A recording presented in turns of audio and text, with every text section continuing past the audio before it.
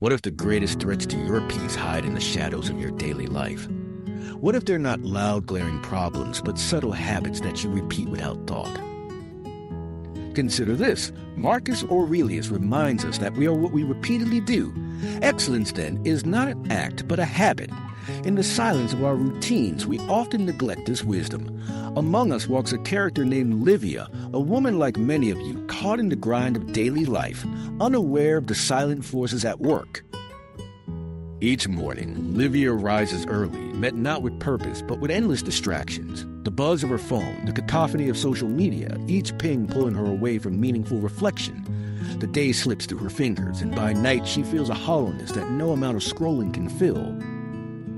As days blend into weeks, a realization begins to dawn, almost imperceptibly.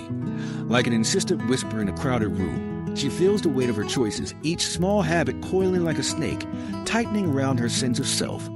She grapples with procrastination, pushing important projects aside, telling herself that tomorrow will be the day of action. Yet tomorrow arrives, and with it the familiar cycle spirals on.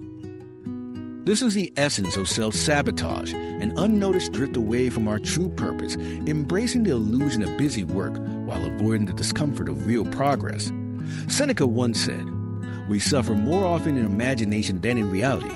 Livia recognizes this as she confronts the haunting specter of her own unexamined fears. What if she fails? What if she faces judgment? As if suspended in time, she stands on the brink of an epiphany, as daunting as it is liberating. She recalls Epictetus' teaching, "It's not what happens to you, but how you react to it that matters." With this knowledge, she decides to make a small change.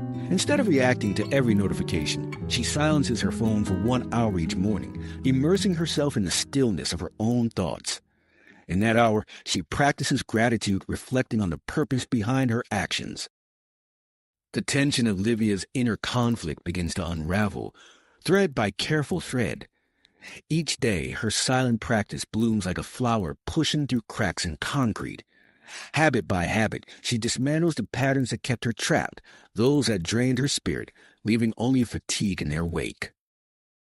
As she embraces discipline, she discovers the hidden strength within her, a resilience forged not in loud battles, but in quiet determination. Through the Stoic lens, she understands that adversity, too, has its purpose.